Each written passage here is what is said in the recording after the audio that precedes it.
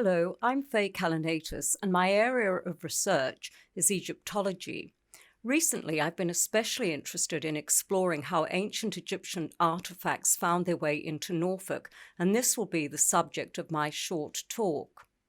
I'm a research associate at Norwich Castle Museum, the building that you see here, and I've recently worked on the ancient Egyptian collection within the museum. Apart from studying the collection itself, I've also done research into its history, and in particular, I was interested in how it had been acquired and who the donors were. Unsurprisingly, the collection, which was amassed largely in the 19th and early 20th centuries, came into the museum via several donors, but today I'll only focus on two of them. Once I started looking at the museum records, the names of these two women kept appearing. On the left, and in her mayoral robes, is Ethel, and alongside her is her sister Helen. These two women belonged to one of the most prominent families within Norfolk during the 19th century.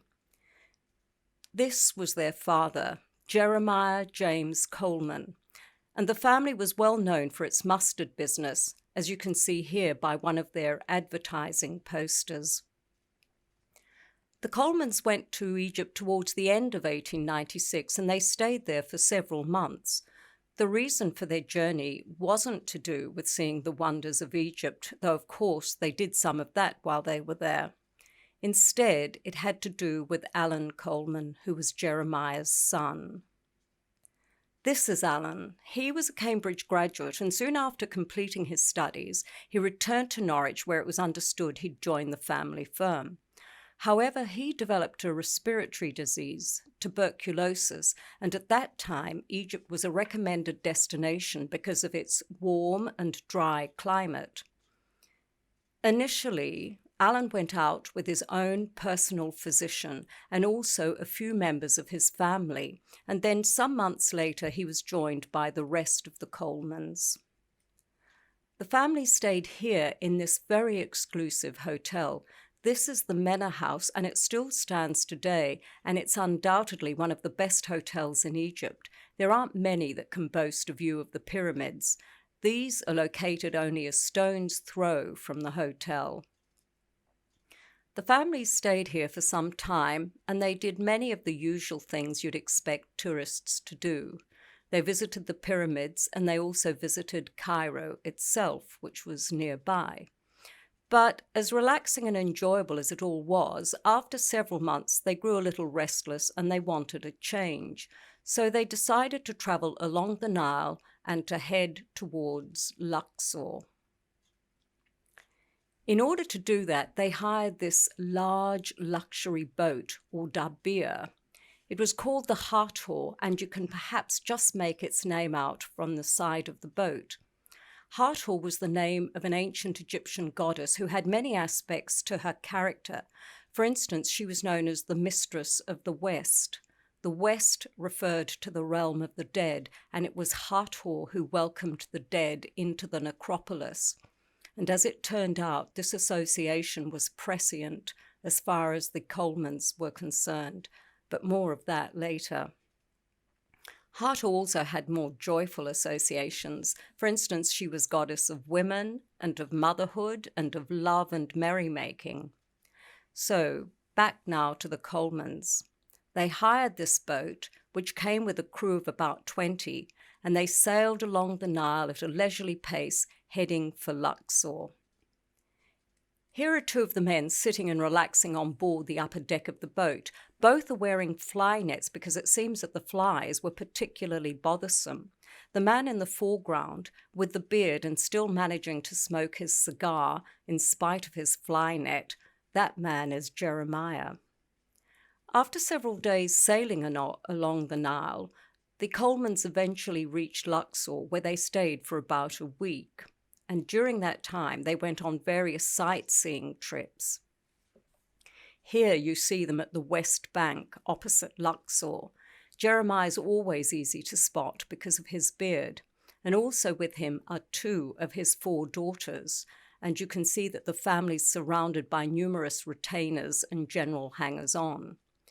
Fortunately, the photographer who took this shot had the good sense to include the large stone statues seen here at the top left-hand side, and these enable us to identify the site.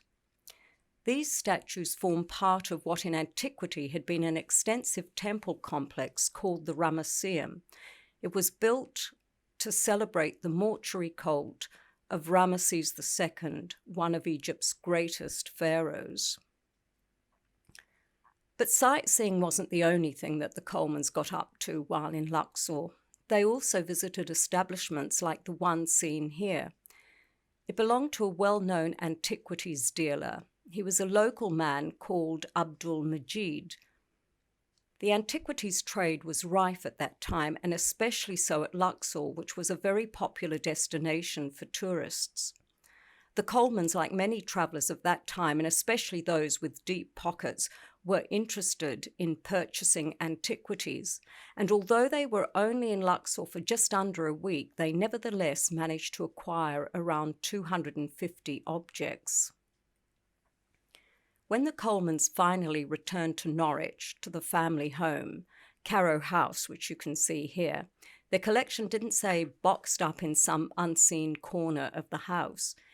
Instead, they were very eager to show it off, and so they had an oak display case specially built for it.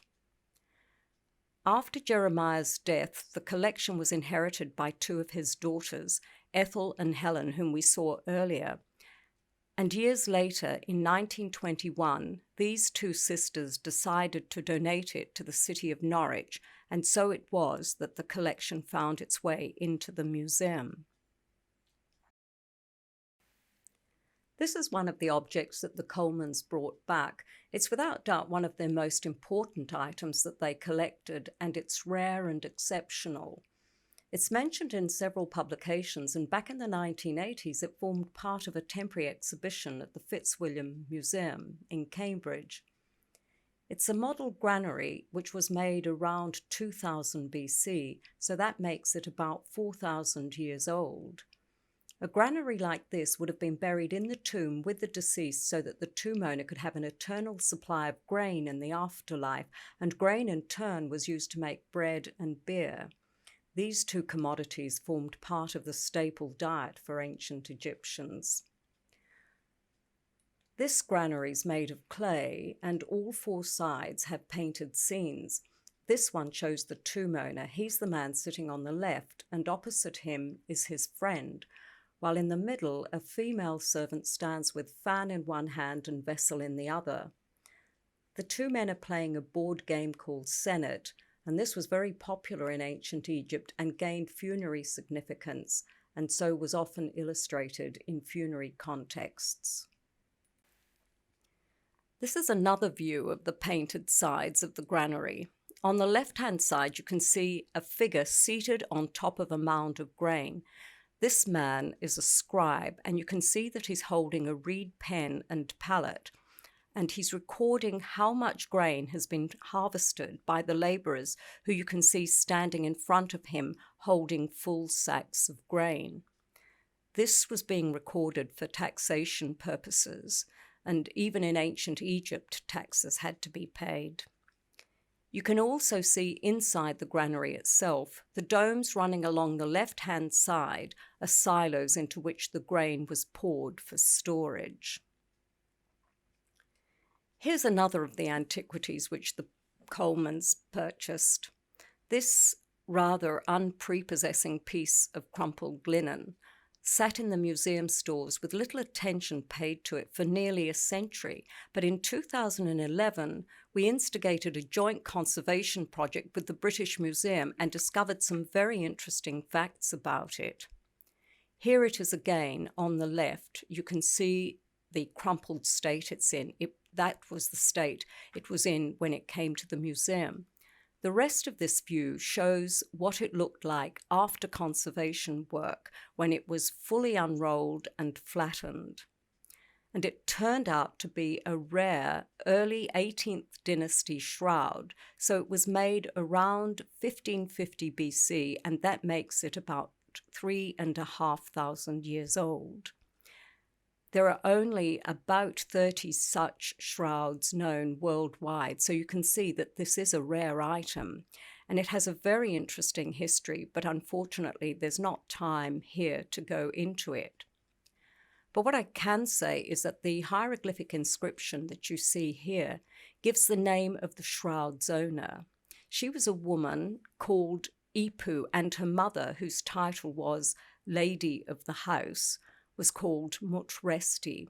And we learn that Ipu was part of an elite social group. She was very well connected and she had access to the royal court. But to finish the story of the Colemans, sadly, Alan died within days of arriving at Luxor, and the family decided to end their trip and to leave Egypt. Alan's body was returned to Norwich and it was buried in the Rosary Cemetery, which you can see here. This is the Coleman family plot where a number of the Colemans are buried. And a few years after Alan's death, his sisters gave him a fitting memorial. Because he'd been especially fond of sailing on the Broads, they commissioned a pleasure wherry to be built. Here it is. And what's more, they named it the Hathor, after the luxury dabir that they'd all sailed in while in Egypt. But not only was the wherry given the name of Hathor, but its interior, which is of inlaid wood, was lavishly and beautifully decorated with Egyptian motifs. What you can see here is a lotus design, and this was very characteristic during ancient Egyptian times. So, to conclude, you can see that the Colemans' journey to Egypt left a lasting legacy in Norfolk. Not only does the wherry Hathor still sail on the Broads today, and it is from time to time made available to the public, but the extensive collection which the Colemans acquired while in Egypt and then later donated to Norwich Castle Museum, that collection continues to be on display, and it continues to give a glimpse of the splendors of ancient Egypt.